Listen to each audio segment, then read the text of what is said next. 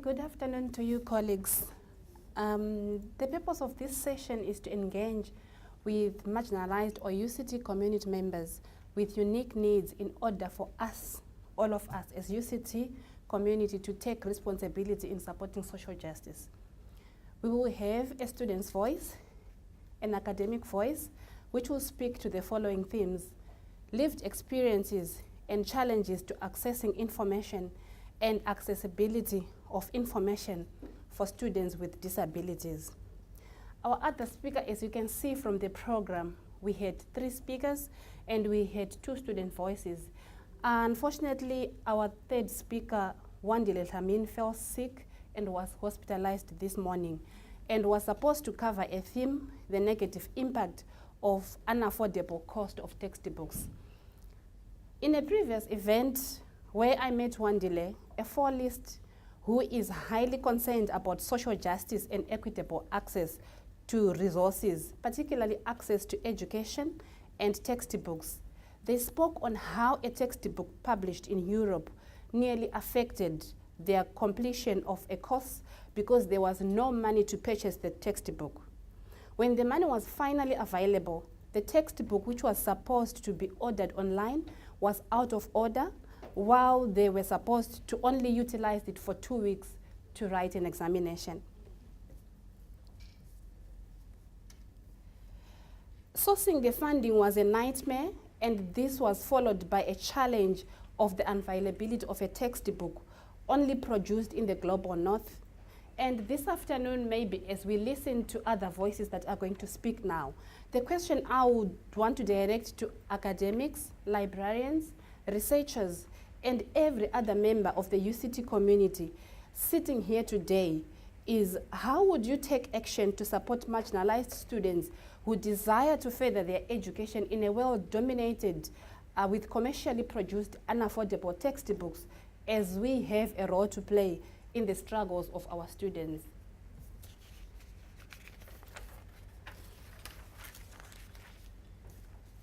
Our first speaker for the session is Zulekha Abrams, who became semi-sighted in 1997 and lost the rest of the sight in 2008.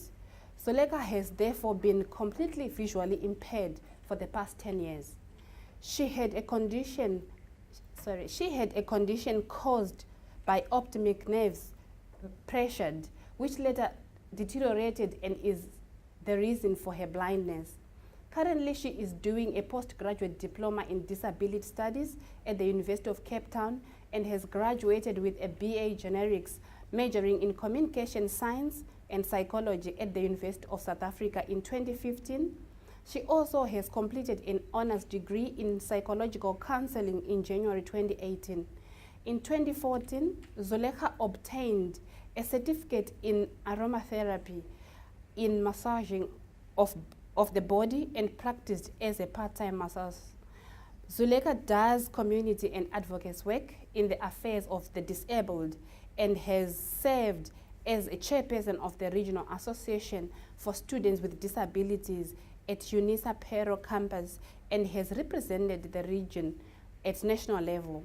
From 2014 to 2015, Zulekha peer collaborated with UNISA students at the Career Guidance and Counseling Department.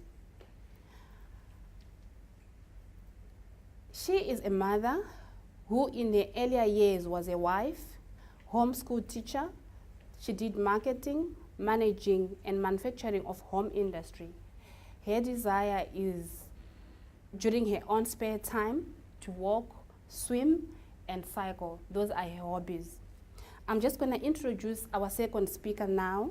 Our second speaker is Ikechukwu, a lecturer and a convener of the Disability Studies Postgraduate Diploma at the University of Cape Town Disability Studies Division.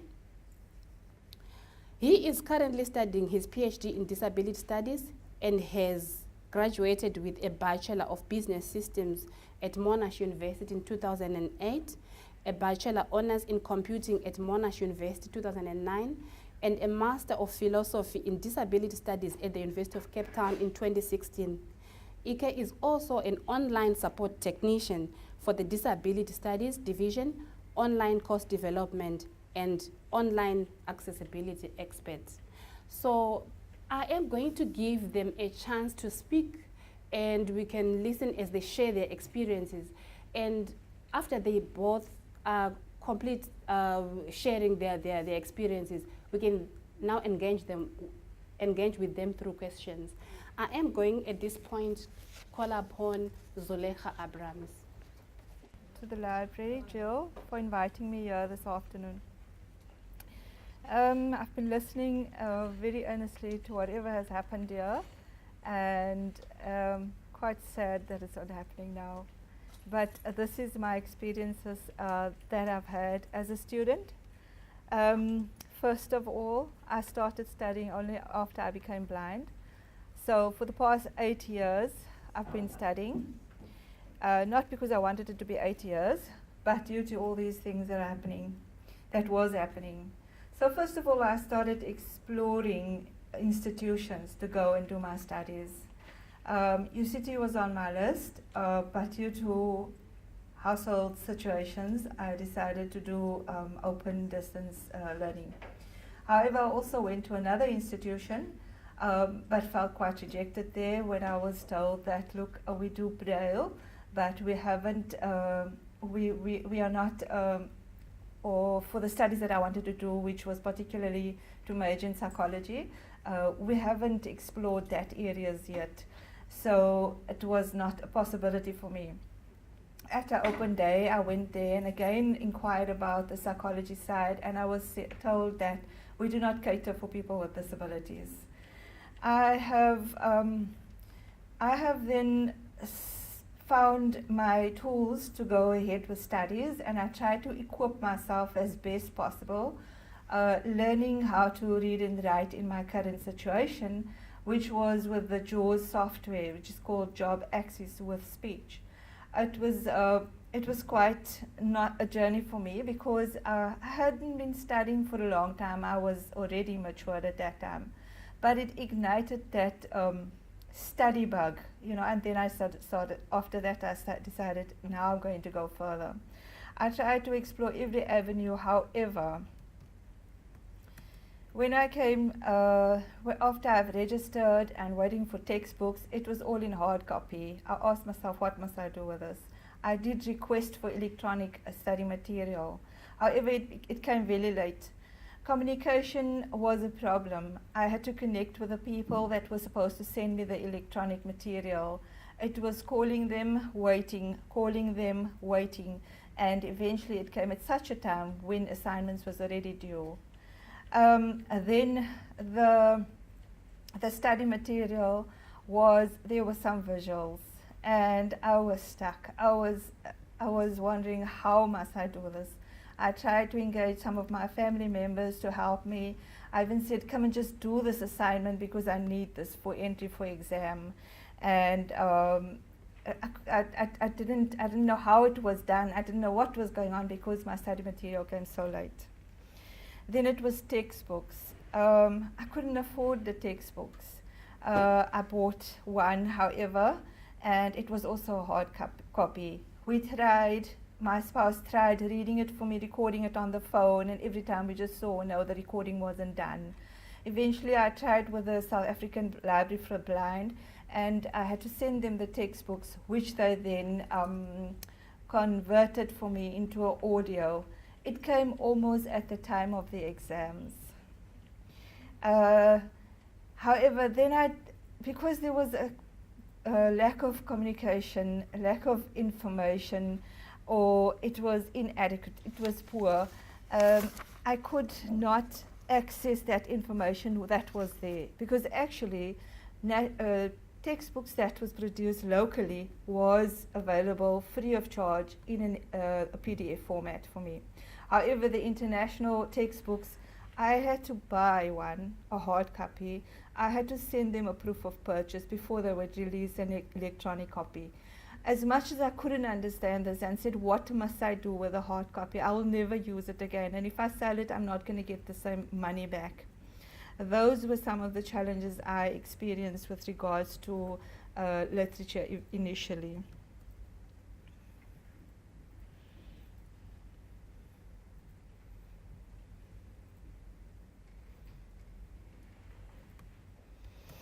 So it was always time. It was always time. I was always late because of having to wait for study material, having to wait for textbook to be released, having the communication problems, and the lack of information.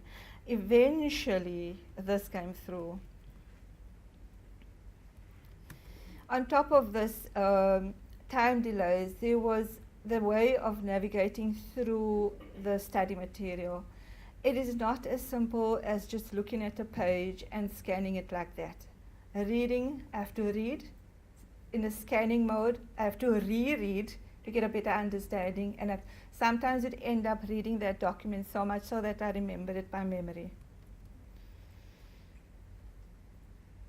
I had to compromise taking less modules, and that is why I'm still studying today. Then there was the reasonable accommodation by lecturers. I had to advocate for myself. I had to call those lecturers and tell them I'm a blind student this year. And then there was some study material that was in visual format. And I tried to reach out so that they could assist me. However, they referred me to the disability unit. It was not academic, it was not disability matters, it was actually related to the curriculum, it was actually related to the coursework.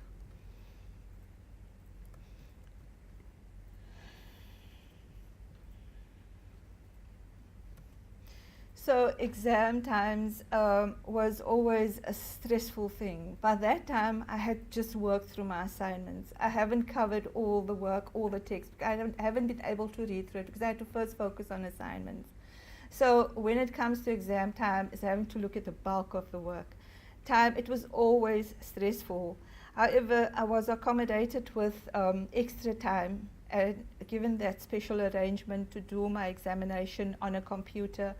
And I had to then, what I did was I went to my doctor who has been looking after me, and he also being a academic, he could relate to what I was going through, and he used to give me a letter of requesting me for more time than what they normally.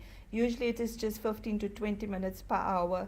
After the second year, he upped it to 20 minutes and then to 45 minutes, which was such a relief, because on top of exam tension, the stress of doing that exam in such a short time, having to read, having to navigate through that document, and then you have a case study that you have to read and reread. You have to navigate up, you have to find it. You can't just look at the document and find what you are looking for. So those are all, and having that extra time, most of the time I didn't need it.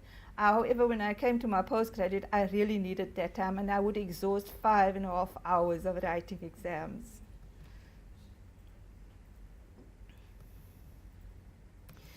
Then the services that we got from the admin was always not as efficient as it should have been. And here I make an example of a very debilitating situation one day when I came to do an exam.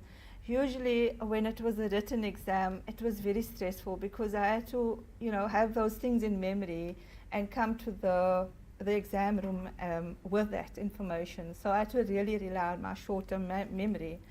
And then when I got there, the software JAWS that I normally use, it was changed. It was suddenly changed to NVDA because the license had expired. Nobody informed me. There was a tinny voice on the computer that was hard to understand, and I was told by the invigilators that I shouldn't stress about this, I must just get along. So it was not only struggling, it was struggling upon struggle upon struggle. The library catalog was difficult for me to access. However, there was some orientation given to me telephonically. They did have the orientation week where I could go and then give me that orientation. However, it was very time consuming for me to find the documentation. I got great support from library people who always used to, very swiftly send me the information and articles are required. And if it was in a PDF format, it was fine, but sometimes it was not accessible. And then I had to send it to to the disability unit to be transcribed into an accessible format for my JAWS reader to be able to access. This was all taking up time. This was all stressful. There was great news because suddenly there was a technological boom, and the institute that I was studying at had then a computer lab where different types of technology was available. It was so nice to know that I can take a book off the shelf from the library and go and read it independently, not having to ask someone, come and read it for me, wait for their availability, and sit and, you know, just wonder what is in this book.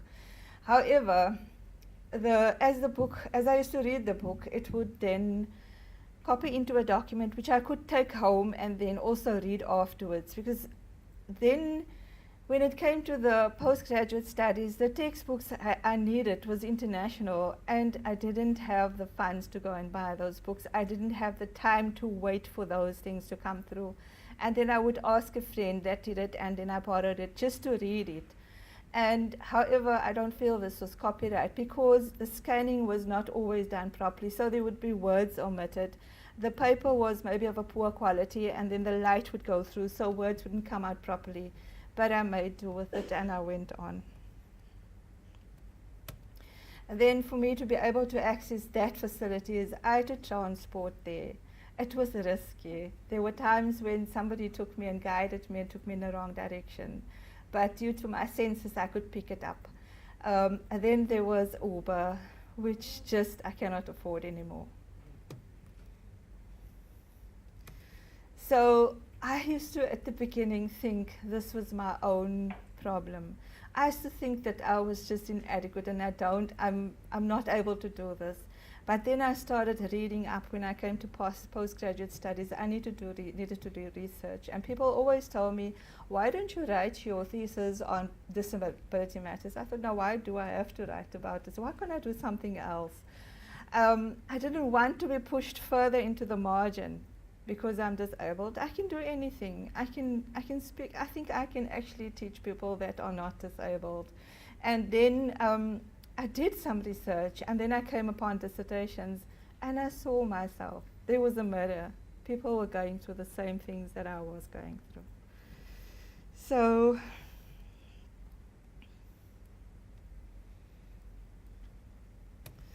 lastly, what I jotted down here was that there was a lot of awareness programs. I have attended open access weeks at other institutions also, and where I was called to speak, and where other people with disabilities were speaking.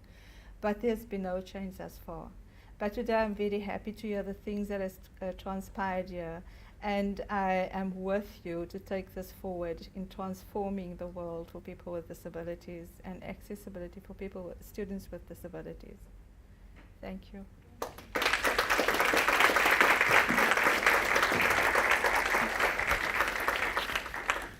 Good afternoon, everyone, and it's so good to be here, and I'm really grateful that the Library Services invited us to come speak about, when you talk about equitable access to the curriculum, talk about open access, it really means that you're looking at the context in which students are coming from, in whichever array of economies or learning ability and the rest of it. That's what we're really looking at. So from the previous speaker, you can see that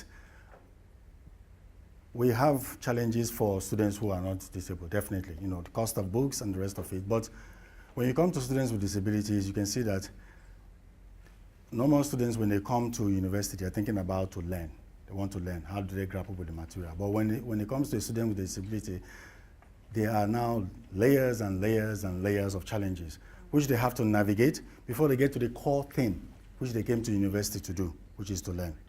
So I'm going to speak a little bit about that, but mostly I'm centering around how it's not just about the barriers, but how when you talk about inclusion of accessible materials that are open, accessible to students with disabilities, inclusion of disability in the curriculum, in research, on what have you, that you're actually talking about also transforming the curriculum. Because you're talking about shaping the curriculum in such a way that it understands the diverse nature of students and the different ways in which students learn. That is, students don't all learn at the same level and at the same pace and the same form, okay? So you talk about how students are, what they come with, and then how that can be included in the curriculum. So I'll just speak briefly in 15 minutes I have with accessible platforms and the challenges. So we moved our postgraduate diploma in 2015 to a blended online kind of mode. 80% of the course goes online on our platform, Learning Management System, VULA. And that is when we started considering accessibility. We're like, you know what, if you know about the built environment, the buildings, that's where we talked about universal design from the architectural discipline. But then we now started thinking about, okay, how do we bring that to the online platform? Okay. So this is at the core of what we try to do. Because once you have to understand, in order for us not to just tick boxes all the time, it's good to now start looking at what values informs the curriculum.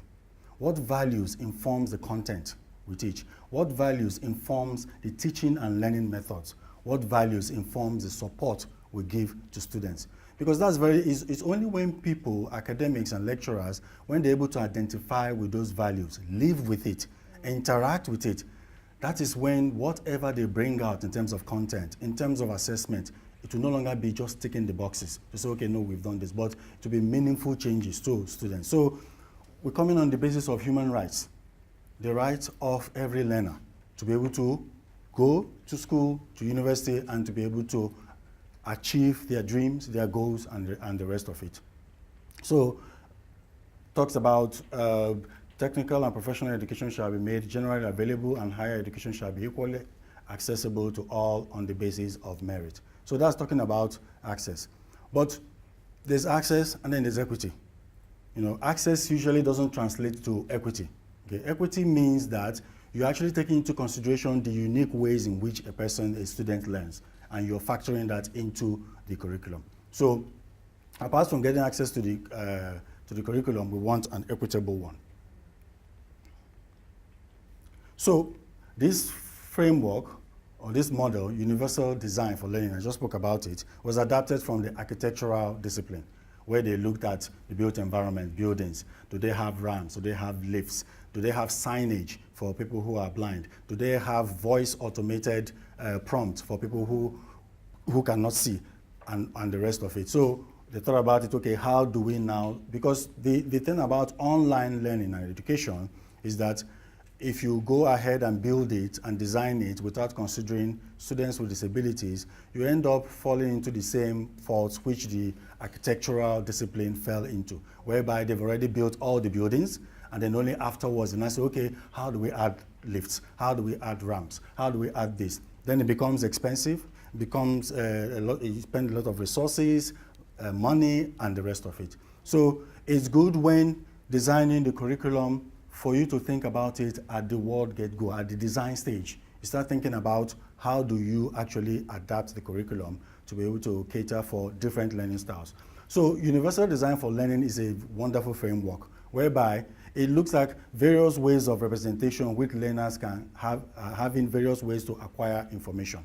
So it looks at how are they able to represent what they've learned for someone who is visually impaired, someone who is hearing impaired, and the rest of it.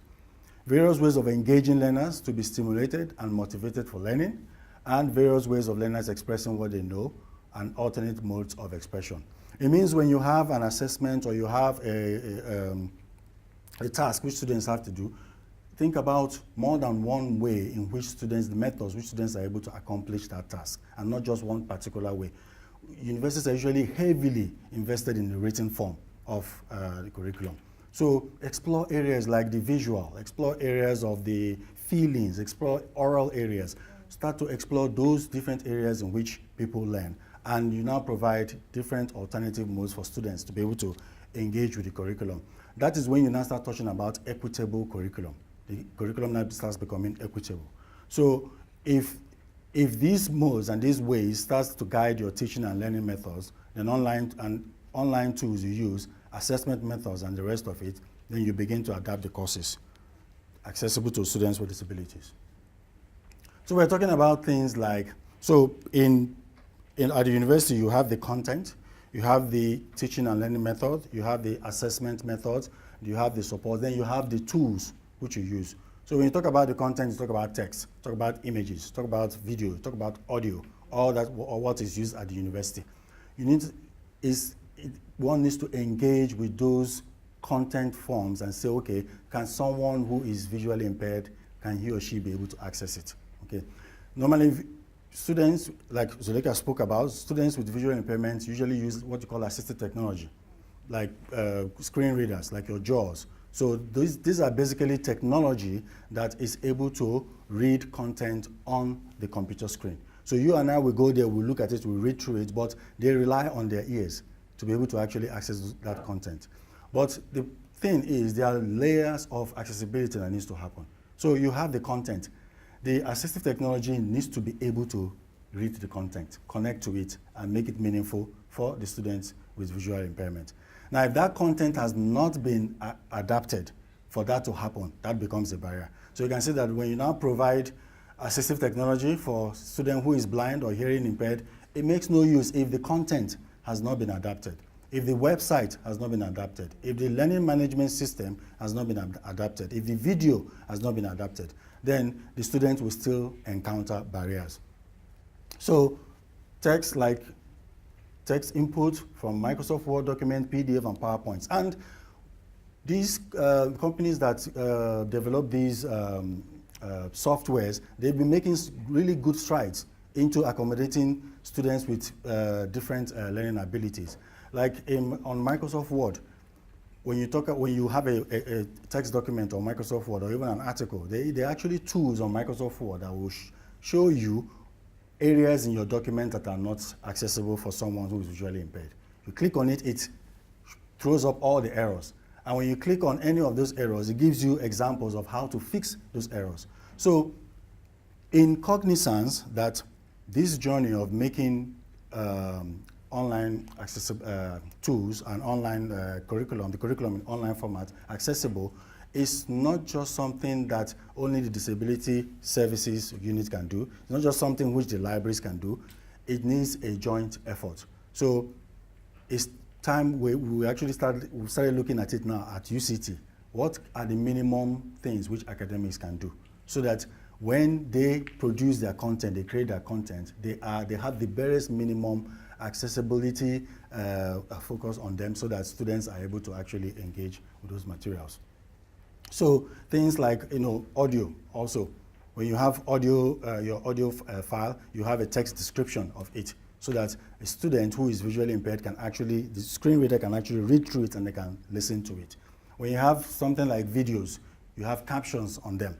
And like someone mentioned earlier, what we find is that when you try to accommodate students with disabilities in the curriculum, you actually end up accommodating a wider range of people. That's what we've started finding. Like video, for instance, someone spoke about it.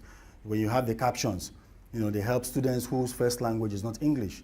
They help, sometimes when students don't understand a certain language, it helps them, okay? Then of course, our VULA web page. The nice thing about VULA web page is that it's built on a platform that is catering for accessibility. But we then need to do testing. We need to test and the different screen reading software which our students use to access the curriculum, we need to test to make sure that it actually works for them. Okay. So, a simple example when you're talking about accessible teaching content and the online tools is simple guidelines like on the Microsoft Word document. Use a text font that is easy to read. Okay? Ensure your text is readable by using at least, I would say even 16 points. Sans serif fonts or Helvetica or Verdana.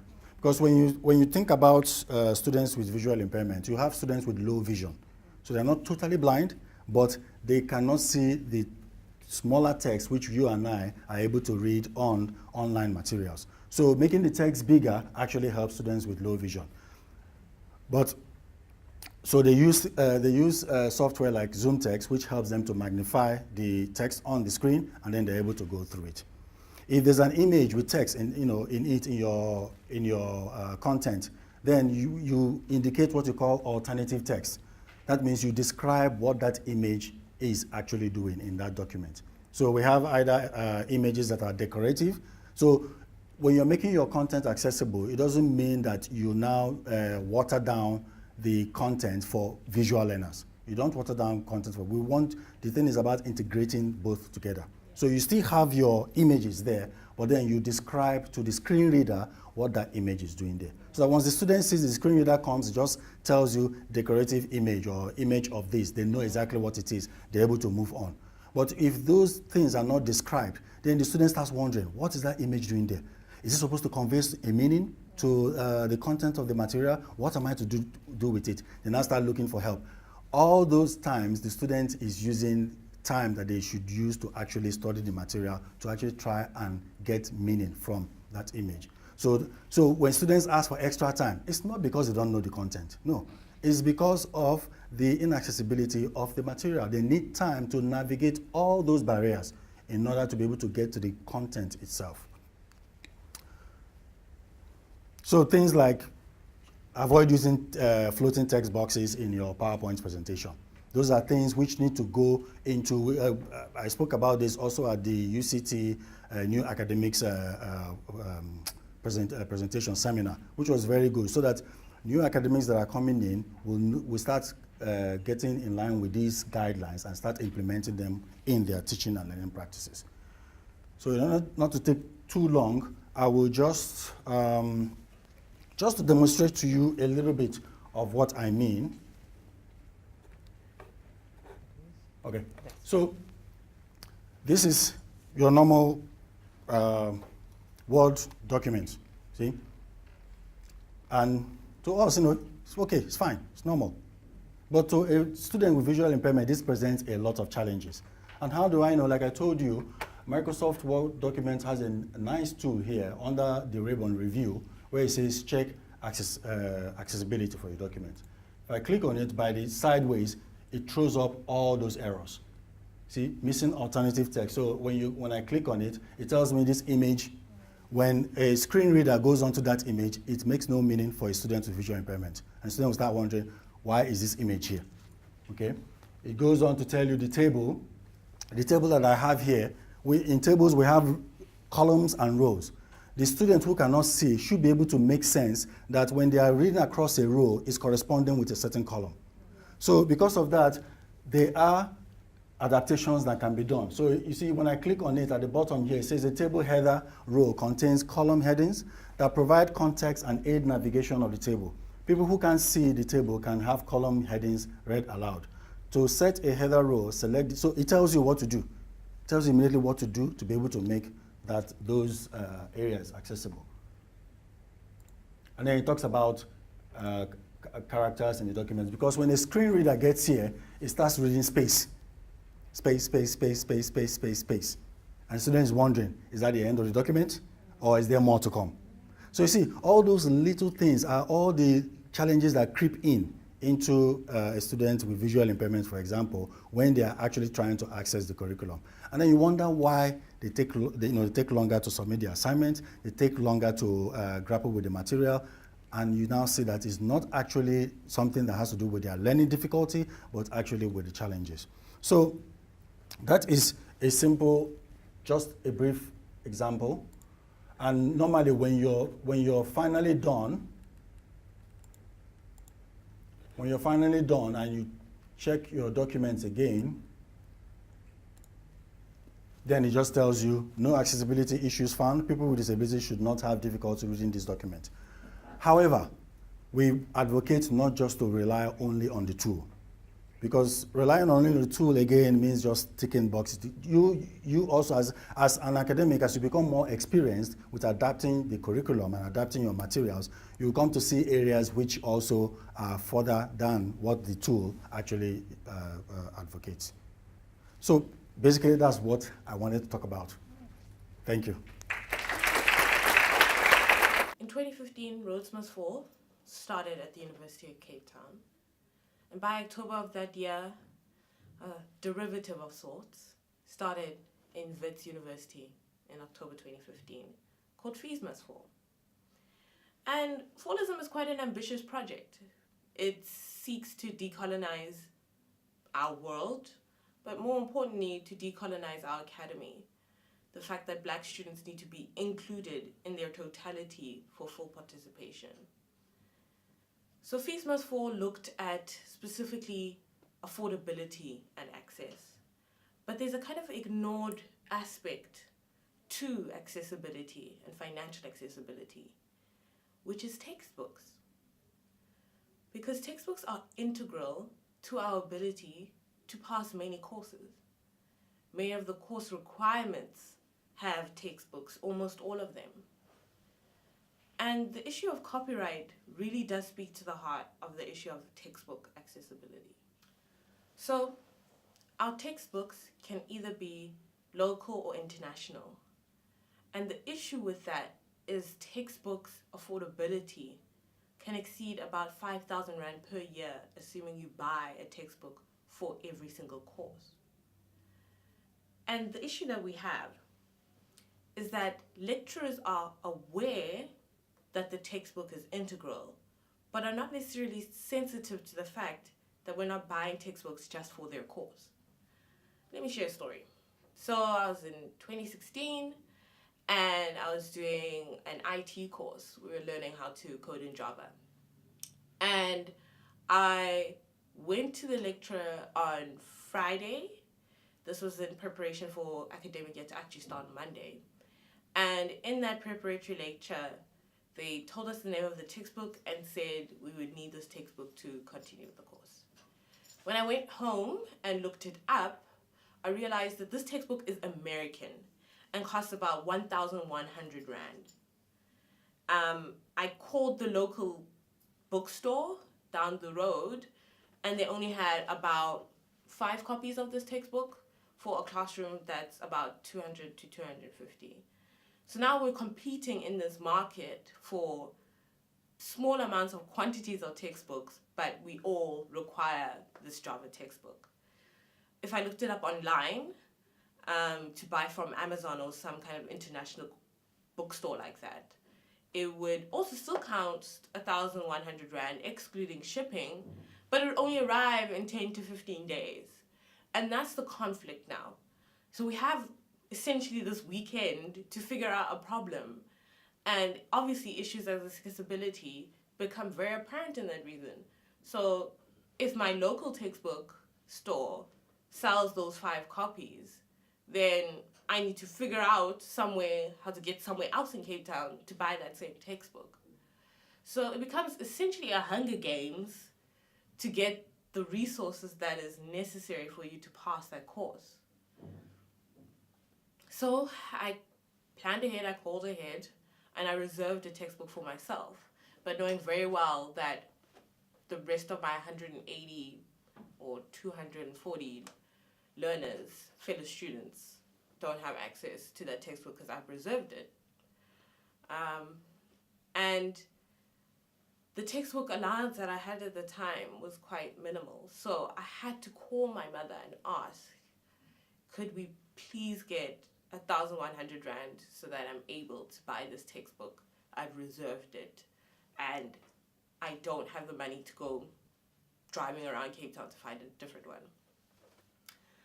So we managed to get the 1,100 Rand together and I bought this textbook.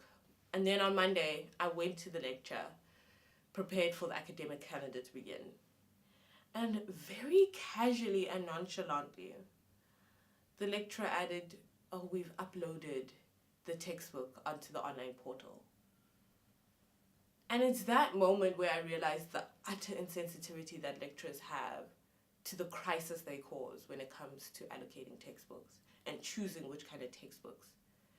Because I'm very much open to the fact that the textbook was available online. That solved our problem of trying to access this textbook when there's so few in the country and not waiting 15 days to order it online.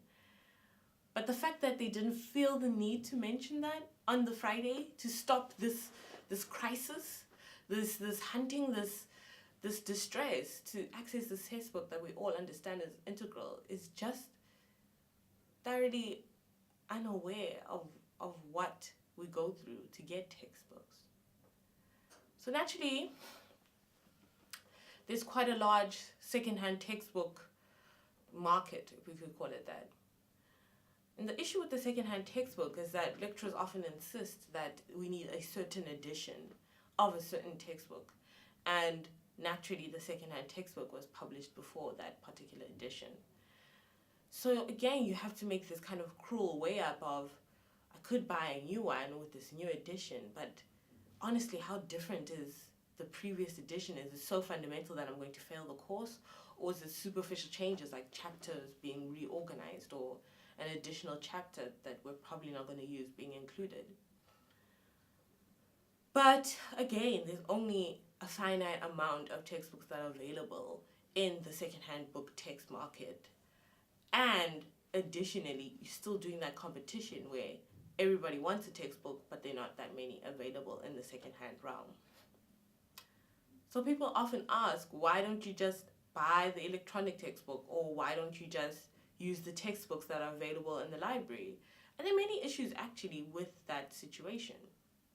So electronic textbooks, and this is where the copyright issue really does come into the fore, is that electronic textbooks are not actually cheaper than their published versions.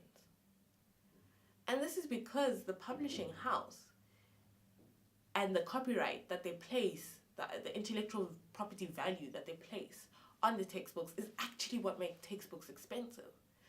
Printing things is cheap. Okay, there's also the cost of the environmental damage of paper. But in terms of printing, there is often like a 10 Rand difference between buying the ebook or buying the hard copy. But again, there's the issue of access. The expectation for me to have an ebook is the expectation for me to have an iPad, a tablet, or to have a laptop computer. I can't go through the university and only use the university's PCs if I buy an electronic copy. The second issue, we're saying, okay, well, why don't you just go to the library? Again, because these textbooks are so expensive, the library is not able to buy 100 copies of this textbook. They'll only reasonably be able to buy 5 of them, considering the library needs to source textbooks essentially for the entire university, all thousands of courses that exist out there. So for a course like economics that often has 1,200 learners in it, expecting the library to be able to meet our demand for this textbook is almost impossible unless the library gets more funding. So you find yourself, if you decided, I can't afford a new textbook, you have searched in the secondhand textbook market and the editions that they have there are either too old or are insufficient for the new course, or you're not too sure to take that risk. And that's what it is, a risk. And you can't afford the electronic copy either because you either don't have a device to carry it or it's simply just as expensive. The only thing you can rely on then is the library textbooks. And the percentage of students that actually fall into this market is astronomical. There's been an investigation done that the textbook allowance provided by bursary schemes and even the NSFAS governmental bursary scheme are insufficient for the amount of textbooks we need to buy. Over a year, textbooks can be about 5,000 Rand. So sometimes, especially at that critical time in February, when we've all gone through the arduous month of January, asking for a textbook can be asking your family at home not to eat. And that's the reality. For me to ask, or for any student to ask for 2,000, 2,500 Rand to supplement the textbook allowance, assuming you have one, or that your degree is being privately funded by your parents or your guardians. It's often making tough decisions like that we're going to miss out on eating because we're trying to compete in this market where investing in the tertiary student would essentially allow the family to get themselves out of abject poverty. Those are the stakes that we're messing with. Those are the stakes that are apparent in the situation, and I think lecturers are completely oblivious to this. So, the library issue, again, we have the issue of copyright that comes up. Because the way our copyright is written in South Africa, right now, firstly, it's from 1978, so the copyright legislation doesn't even know that the internet or cell phones exist. But beyond that, there's this thing called fair dealing versus fair use. And fair dealing essentially criminalizes you first and then checks, okay, are you okay or not? So fair dealing assumes every time you interact with a copyrighted material and you perform some action with it, particularly copying it, it assumes that you are trying to steal that person's intellectual property, pretend it's your own, and make the copyright creator of that copyrighted material, you're making that creator lose out on their competitive market. Whereas fair use says, okay, we're going to assume you're innocently doing this, you are copying this copyrighted material so that you can make use of it in your personal use, and you're not trying to actually compete with the copyright holder or the author of the work. And the clear distinction between that is that fair dealing, because it criminalizes first, you then had to come up with an exhaustive list of the exceptions to that. So fine, we concede you're just stealing, unless you're doing this thing, or that thing, then you're definitely not breaching copyright. And the issue with that kind of thing is that legislation then needs to be reviewed very frequently to add more to the list.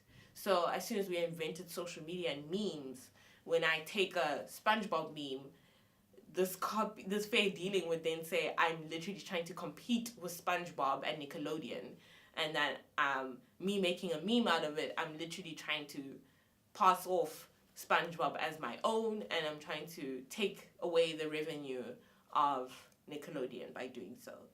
So then the copyright legislation would then need to be, I don't know, in some kind of legal jargon, say that making use of it in a joke format, i.e. a meme, means that's not infringing the copyright. And that's inefficient. Because every time we invent something new and invent a new way to use copyrighted materials in a way that's not trying to pass it off as your own, then we're going to have to add to that list, and legislation takes forever to amend and forever to make. So that's why it's easier to say, we're going to assume you're innocent first, and then when the copyright holder or the author feels that you have infringed their copyright, you've infringed it at a point where you are trying to compete with them and take away their revenue, that's their legal recourse for them to get some kind of retribution. And that kind of malleable legislation allows for creating legislation that can last for a longer amount of time, that doesn't need constant review to add to this list. So in South Africa, we have fair dealing, where you're assumed to be competing with the author, you're assumed to be trying to engage in a criminal act. And I've created quite the dire situation in which we're in, where students recognize we really do need these textbooks, but all kind of legitimate avenues for us to explore that are genuinely inaccessible. That the very last thing we're left to do is to illegally download textbooks, assuming you do have access to electronic devices to carry that. Or you go to the library and you just photocopy the chapter you need. And that becomes especially true in a course like economics, for example, that has 1,200 learners, especially at high pressure points in the term, such as a test date. Those 5 copies that the library has were probably taken out 2 weeks ago and will take another 2 weeks before you get it after the exam. So what do you do? There are some copies that the library insists on keeping inside the library, cannot be taken out. But if it's the test, all of us are going to want to study from that textbook. So I can't just take it out for 2 hours and then you have to wait for the next 2 hours. At some point, you're going to not be sufficiently prepared. And thus, we photocopy the chapters that are relevant. I'm not photocopying these chapters to pass off this work, to go and publish it somewhere else and sell it, which would be competing with the author. I am doing it so I can access educational material. But with the way copyright is done in our country, that is a criminal act. So here we are, being criminalized for trying to learn. And our hand is being forced into this situation. This is not ideal. This is not what we want to do. But this is what we're being forced into doing. So when you think about fallism, when you think about roads must fall and fees must fall, and you think about accessibility, the copyright legislation that we have in this country fundamentally has to do with access. So imagine if we did have fair use, where you're allowed to copy the textbook for the purposes of learning.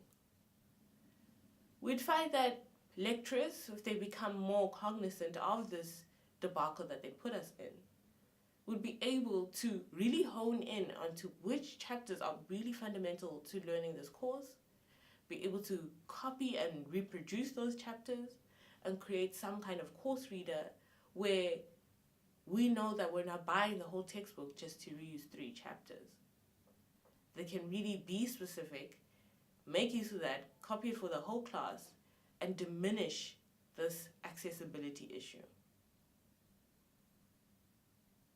I think we all deserve to learn, especially if we manage to get into the tertiary institution. And textbooks are that kind of ignored aspect to accessibility. But the copyright legislation that we have really needs to rise to the occasion to relieve this tense situation. If we want to decolonize the academy, if we want to decolonize access to knowledge, then copyright is the natural way to go.